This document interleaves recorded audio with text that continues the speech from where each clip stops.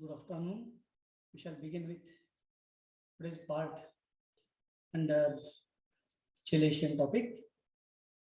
In this regard, in the last lecture, we have finished the definition of chelation, that is the central metal atom which is surrounded by different number of complex forming ligands, that is the chelating ligands, is known as a chelation.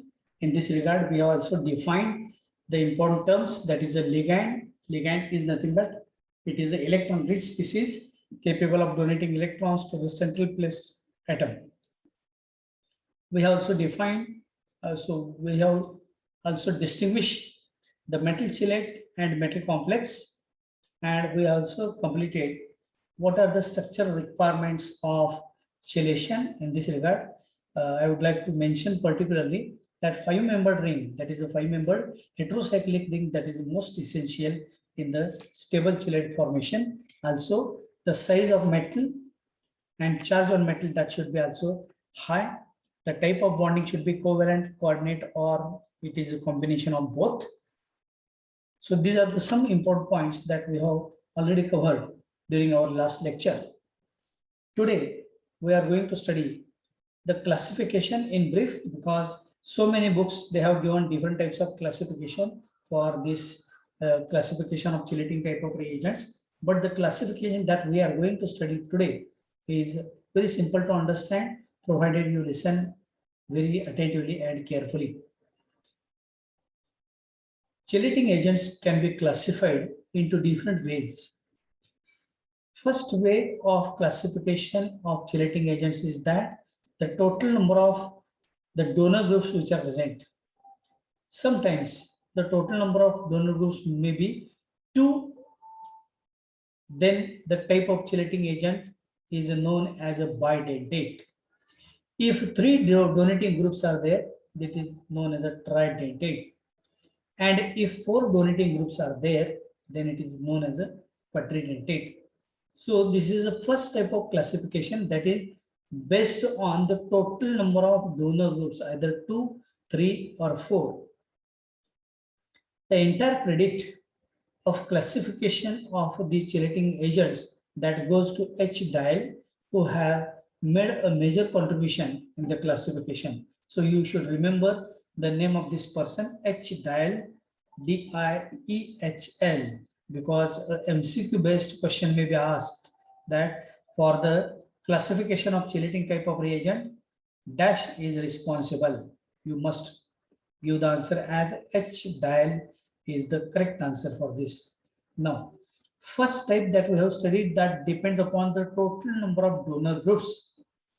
The second type of classification of chelating agent is on the basis of acidic groups, number of acidic groups and number of the coordinate groups which are present in a particular chelating type of reagent.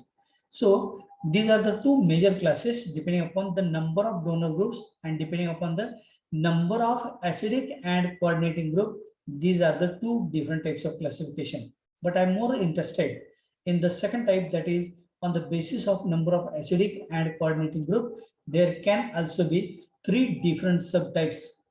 First type is 2 acidic groups may be present.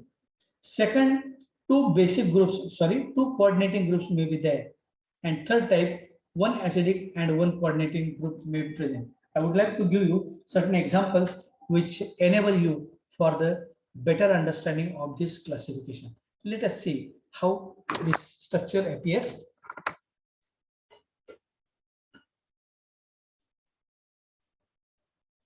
Now, under the classification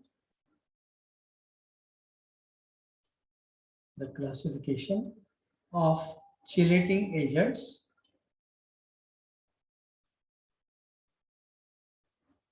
we have seen the name is H. Dial. This is a person responsible for this classification. First type, that is based on the number of donor groups. The number of donor groups, either 2 bidentate. Second, depending upon the number of groups, small a, 2 bidentate, small b, 3 donor groups are there, that is known as a tridentate, and if 4 donor groups are there, it is known as a quadridentate. So depending upon the number of donor groups, there can be bidentate, tridentate, and quadridentate. The second type of class of chelating agents is the number of acidic and coordinating groups, depending upon which again there are 3 classes. One is 2 acidic groups, second 1 acidic and 1 coordinating group, and third 2 coordinating groups. This is how the second type of class, that is the number of acidic and coordinating groups. What are these number of acidic and coordinating groups? For example, first type is the chelating agent containing two acidic groups. A very well-known example I would like to give you here is an example of oxalic acid. This is nothing but H2C2O4. This is nothing but oxalic acid that you have used in the laboratory. Here, these are the groups which are known as a 2 acidic groups. Both are the carboxylic group, that is the acidic group. So this is also act as a chelating type of agent. Another example I would like to give you. This is the best known example. Perhaps you might be knowing the name of this. I think you can recall the name. You might be knowing the name of this. These are again 2 acidic groups are there, and the name of this is known as phthalic acid. So phthalic acid is the best known example of the chelating agent containing again 2 acidic groups. Second type, that is 1 acidic and 1 coordinating group is there. For example, 1 acidic and 1 coordinating group is there. For example, here I would like to give you the example of glycine having the composition as NH2COOH. Here NH2 and COOH. This is an acidic group and this is a coordinating group. Another example that I would like to give you, the example of 8-hydroxyphenolene, which is the best selective precipitating reagent or chelating agent for aluminum. It can form aluminum oxygenate. This is a structure. This is NOH. So this is a 1 acidic and 1 coordinating group. So this is a OH group is an acidic group, and here N is a coordinating group. So wherever I have marked with a asterisk sign, those are the groups which are responsible for the formation of a chelate. Then the third type that I have mentioned, that 2 coordinating groups may be there. Second example that we have seen, acidic, 1 acidic, 1 coordinating, and third that we have to see is a 2 basic or 2 coordinating groups. This is a third type. Here, very well-known example is of ethylene diamine. This is a ethylene diamine, where these NH2 groups both are the coordinating groups. Or one more example, this is known as a ethylene diamine. One more example that you have used in the laboratory is known as a dimethylglycine. So this is nothing but dimethyl and the glycine groups.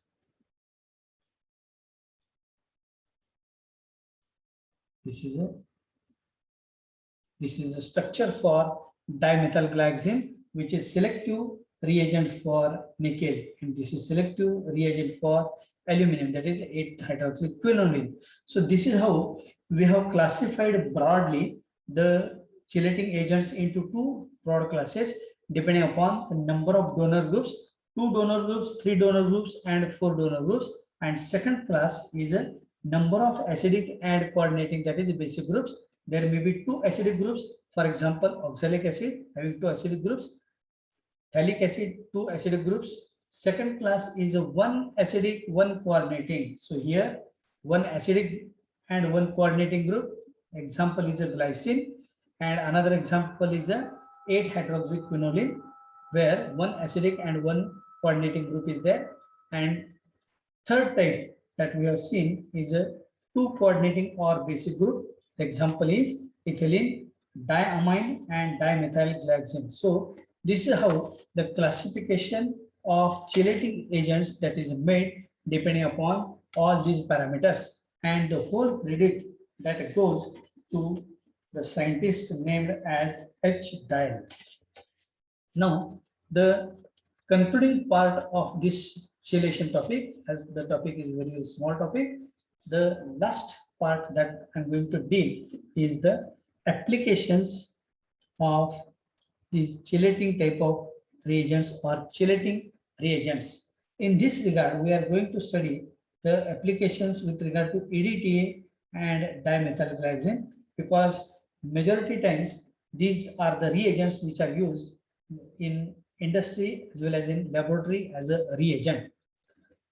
The importance of the chelation or chelation process lies in the wide range of applications in different fields of chemical and technology, and chelating agents are nowadays becoming more and more important both in qualitative and in quantitative work. They find their applications in as indicators. Sometimes these agents may be used as indicators. Sometimes they may be used as a precipitants, for example, DMG. They may be used as a titrants. For example, EDTA is used as a titrant. These can be used as a water softeners, so as to purify the water, coloring agent, complexing agent, and their importance lies in their high selectivity, sensitivity, and specificity for the specific analytical purpose. Why they are having high sensitivity, selectivity, and specificity? That means a particular metal ion, if it is to be detected, then these are the suitable agents. For example, if magnesium or iron from hard water is to be removed, then EDTA is the most selective, sensitive, and specific reagent. For example, a trace amount of nickel, if we want to detect this nickel from stainless steel, then DMG, that is a dimethylglycine, plays very important role. So this process is known as a selective, sensitive, and specific. If we want to detect nickel, EDTA may not be used because this process is a selective and specific. EDTA unable to detect the nickel ions from the unknown solution. So I want to say that the process is very, very selective. With regard to EDTA, if we look that there are so many numerous number of applications of ethylene diamine tetraacetic acid are there. It is having the structure as like this. This is simplest possible structure. That is a CH2, that is a ethylene. This is a diamine, that is a NH2, and tetraacetic acid, CH2COH, CH2COH, tetra means 4, tetraacetic acid. But the reagent that we are using in our laboratory, this is known as EDTA, and most of the times the sodium salt of this EDTA that is used having the structure like this: CH2, CH2, ethylene, diamine, and the tetraacetic acid.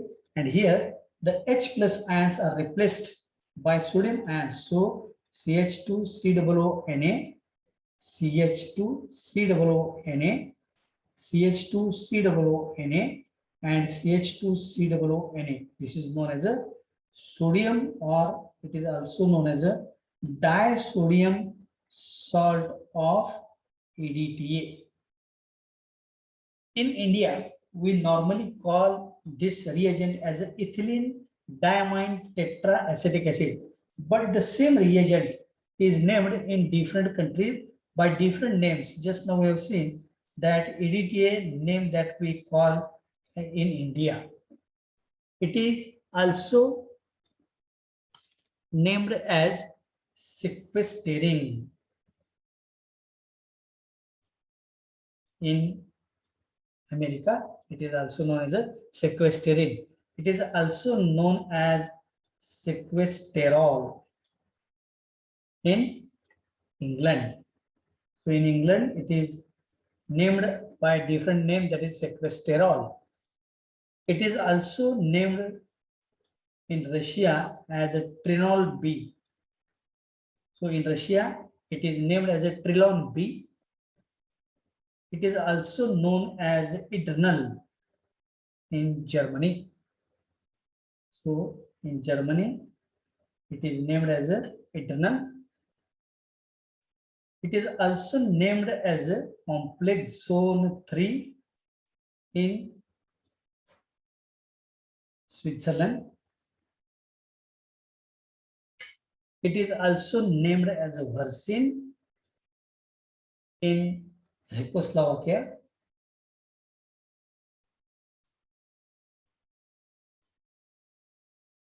So these are some different names for the same reagent, that is the EDTA. Why I have given you these names? Because by some means, if there is a breakthrough in your career, and if you are going abroad for your research purposes, then you should know these are the different names of the same reagent in different countries. So meaning is almost same. Now I would like to enlist the important applications of this EDTA. Now the first application is the removal of iron from water supply. This is the first application. How the iron can be removed from water supply? The dissolved source of iron in water supply forms sediment. That means if the water contains this iron, after keeping the water for a very long period of time, then iron salts settle down. So because of this iron in water supply, they form a sediment on standing. That means by keeping the water for a very long period of time, it forms a sediment. So this iron that is present in water supply, that spoils the taste of tea. On domestic scale, it is not possible to remove this iron from water supply by any means. Suppose if we add any reagent to remove this iron, then iron can be removed, but the taste of water is again spoiled because of the added reagent. So care should be taken that iron should be removed and the water should be having a very high degree of taste. So if disodium salt of EDTA that is added to such water containing iron, then this EDTA forms a complex with iron, and iron binds with this EDTA, which does no harm to the taste. It is also hidden away by chelating. So iron is still there in the water, but it cannot be detected. Thus, its ill effects are stopped. Water becomes sparklingly clear and which is free from all the sediments that is obtained. So this is how we can remove iron from water supply. Second, EDTA can also be used for the estimation of certain cations which are present in the unknown solution. In complex geometric titrations, it is used as a titrant. This year you are having the practical of this total determination of total hardness of water, where magnesium is to be removed in the form of a magnesium EDTA complex. So it is used as a titrant so as to remove this magnesium which makes the water hard. Then the third application, it can be used also for the estimation of anions also it is used.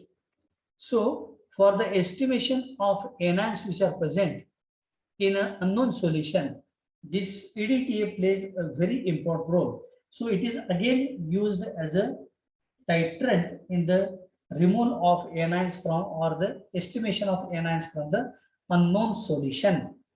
For example, the fluoride ions can be removed or the chromate ions or sometimes the sulfate ions which are present, those can be easily detected with the help of this EDTA. So all these are the anions, negatively charged species, which can be estimated directly by using EDTA as a titrant. That means EDTA is taken in a burette and the solution containing these, either of these anions can be easily detected.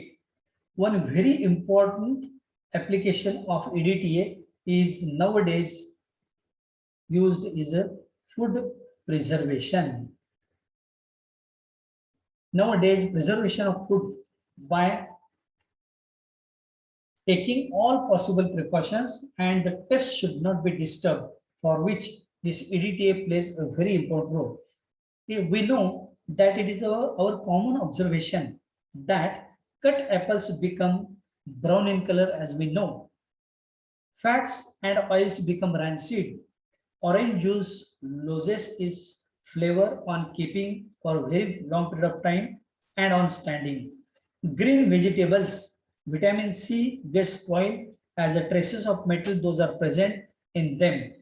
So those play a very catalytic role in the atmospheric oxidation.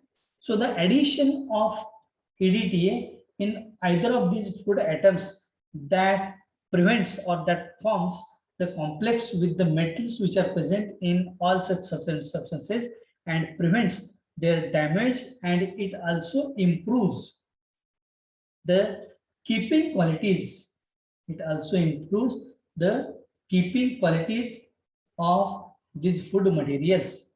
So food such food to a great extent. So because of addition of EDTA, these food atoms can be greatly prevented by becoming rancid, or their damage is reduced up to maximum extent. Fifth is a evaluation or the calculation of the hardness of water from the sample. So hardness of water, that is the calcium salts which are present in the water, they make the water hard. That means how the water can be tested hard? It cannot give a foam with a soap. That water is known as a hard water. So calcium can be removed just by titrating this hard water with EDTA as a titrant. So EDTA form a complex with this calcium, and the formation of complex with calcium that can be removed by precipitation, and hence the permanent and temporary hardness of water that can be reduced to a great extent. So here the Eriochrome black tea is used as an indicator. Buffer solution having pH 10 that is used, and EDTA that is taken in a burette, and if we titrate this sample of hard water, then the end point is wine red to sky blue. That is the end point of the titration, and by knowing the constant burette reading, one can determine the hardness that is present in the water. So this is very important application of this EDTA. The sixth application that finds its application in agriculture. We know farmers normally supply enough amount of fertilizer. Some metals are also present in the soil, but these metals cannot be assimilated by the plants because of the formation of a complex. So when this EDTA that is added to the soil, this EDTA complexes, when applied with the manures, make the metals easily available for the plants by avoiding their precipitation. So EDTA forms a masking role in preventing the metals to get in the soil, but are easily made available to the food giving plants. The seventh application, there are certain other important applications are there. These applications are to detect and estimate the traces of copper that is present in steel. So steel contains some traces of water that can be easily treated with this EDTA. Then the second very important application, that in the analysis of commercial samples such as alloys, that is a combination of different metals, for example brass or bronze metal, they contains copper, zinc and all other metals. Those can be easily detected by using this EDTA. Also certain ores can also be estimated for the quantity of metal that is present. The petrol or the leathers, all these industries, they utilize this EDTA in one or the other form. The third, it can also be used as a medicine, but with a very small quantity, so as to treat the copper and lead poisoning.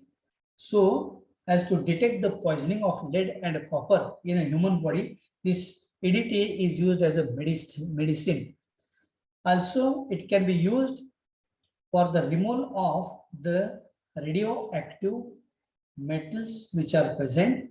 It can be used as a removal of radioactive metal from the human body fluids, and also it is used as a anticoagulant. It is also used as an anticoagulant in blood banks, because blood banks, they preserve and prevent this blood. So it is used as an anticoagulant. So blood is prevented from going into colloid state. So this is how, these are the some applications of EDTA in the removal of iron from water supply, estimation of cations, estimation of anions, then food preservation, then evaluation of hardness of water, then in agriculture and other applications, that is the traces of copper, steel can be copper can be determined from the sample of steel.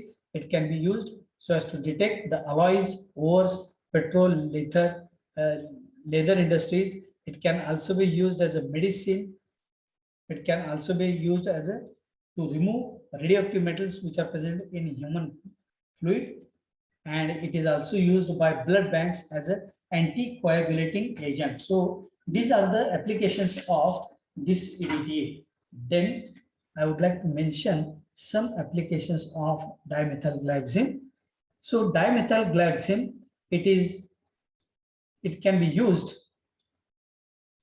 It is used as a white crystalline substance, but it is insoluble in water, but it is readily soluble in alcohol. So whatever reagent that we are using in laboratory, that is 1% solution of alcoholic dimethylglycine solution that can be used. It melts at about 236 degrees centigrade. It is having the molecular weight 116.4. Now, dimethylglycine is having the formula as like this. Just now we have seen the formula for this dimethylglycine, and double bond NOH, C double bond NOH. This is known as a dimethylglycine. A very important application is that it is majority times used as a detecting agent for nickel. So nickel salts which are present in the sample, those can easily be detected by using this dimethylglycine solution. Secondly, very few or limited applications of nickel are there.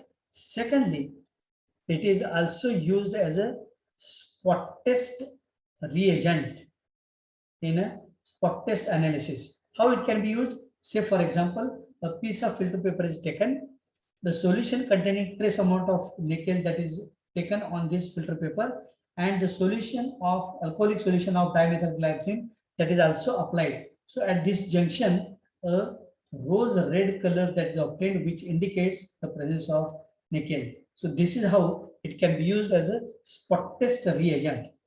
Third, it can be used as a reagent in gravimetric estimation of nickel. So to determine quantitatively nickel that is used, this quantitative determination of nickel, this dimethylglycine can be used. Here, the solution containing this nickel, that is first of all acidified with HCl. It is boiled very carefully, and then excess amount of this DMG that is added, and the solution is made alkaline. After alkaline nature, the solution takes the color that is a rose red color is obtained, and this solution is filtered, and whatever rose red colored precipitate is obtained after drying, this precipitate is weighed very carefully on a crucible, and the amount of nickel can be obtained very easily. So this is how it can be used as a reagent for in gravimetric analysis, that is a quantitative determination of nickel can be conducted. The fourth important use, it is also used in the volumetric estimation of nickel. So it can also be used as a volumetric estimation. It is this dimethylglyaxime is taken in a burette, and under specific conditions of the reaction, nickel can be estimated by using the constant burette reading. The fifth application is that it is also used in the colorimetric determination of nickel. That means a very dilute solution of nickel, if it is taken, and various dilutions are made from this solution, for example, and from this unknown concentration of nickel that can be calculated by using a specific instrument that is known as a colorimeter. And sixth application, that in the gravimetric estimation of palladium, this dimethylglyaxime can also be used. So for two important purposes, that is for nickel and for palladium, this can be used as a best suitable reagent. So dimethylglyaxime can precipitate palladium as a yellow colored precipitate, and from this acidic solution, it can be quantitatively determined. So again, this precipitate is again filtered, washed carefully, and whatever weight of this palladium, yellow colored complex palladium with dimethylglyaxime, this is a yellow colored complex that is a dried, and the weight of this dried complex can be obtained, and from this weight one can calculate the quantity of palladium that is present in the solution. So this is how we can use this dimethylglyaxime as a best suitable reagent. So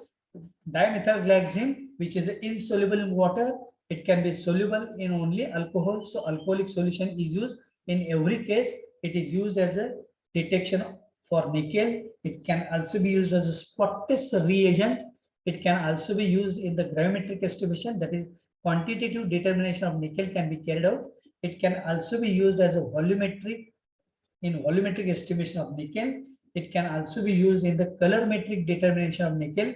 Various samples are prepared, and very, very low concentration of nickel that can be obtained by using this colorimeter, where DMG plays a very important role. Also, it can be used as a best suitable complex forming reagent for palladium, where it gives a complex of palladium dimethylglyaxime in solution, and after filtering and drying, one can obtain the weight of this palladium that is present in the unknown solution. So this is how we have completed today the topic that is named as the chelation. So from Saturday, we are going to start with a very important topic, that is a coordination chemistry. I would like to stop here.